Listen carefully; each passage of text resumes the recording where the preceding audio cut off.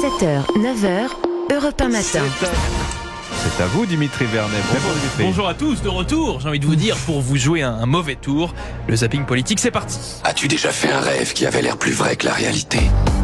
Oui, préparez-vous, ceci n'est pas un rêve ni une illusion. Hier, le président de la République inaugurait une usine de poudre.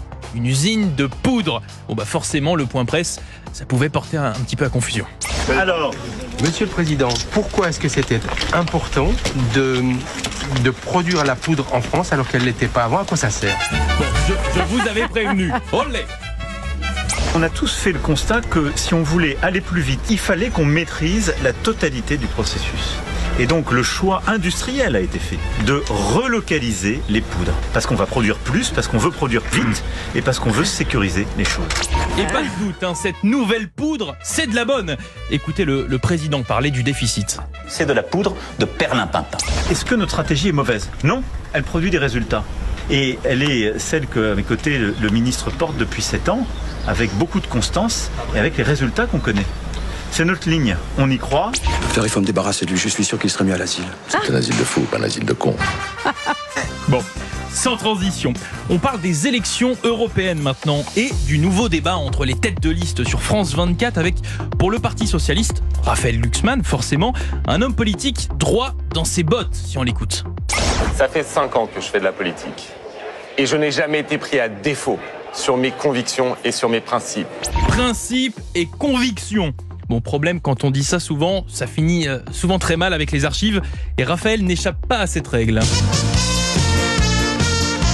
Aucune de mes connaissances qui réussit quelque chose dans son existence n'est prêt à prendre sa carte au parti. Et attendez, ce n'est pas fini. Aïe. Alors oui, je pense que le PS, je suis désolé, je pense que le PS doit mourir. Et je n'ai jamais été pris à défaut sur mes convictions et sur mes principes. On connaît bien ça en politique, les principes, les convictions et surtout aussi les expressions. Pourquoi je vous dis ça? Écoutez Valérie Ayé lors du débat, le son parle de lui-même. Par ailleurs, sur le reste, et notamment sur la situation à Gaza et en Palestine, il y a eu de la cacophonie au début, il faut le dire. Oh, la cacophonie. De la cacophonie, bah oui, c'est bien connu. Et comme de par hasard, c'est Valérie Ayé qui fait ce lapsus, ouais, bon. Voulons-nous laisser l'Europe aux ennemis de l'Europe? Bon allez, pour finir, on continue notre fameuse tournée des meetings pour ces européennes et place au Parti communiste.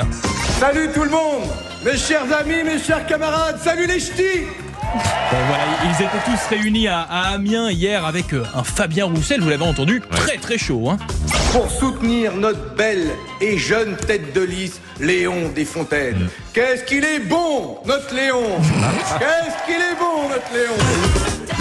Léon qui est ensuite arrivé sur scène. Ah oui, il est d'Amiens en plus. Il est d'Amiens en plus. Et malheureusement, bon, il vient d'Amiens, mais ça ne s'est pas passé comme prévu. Comptez sur nous pour continuer le combat qu'a mené Emmanuel Morel au Parlement européen. Emmanuel il n'était pas loin du lapsus. Il s'en est rendu compte et à partir de ce moment-là, il nous a fait du Valérie Ayé, forcément. Continuez sur nous. Comptez sur nous. C'est chaud,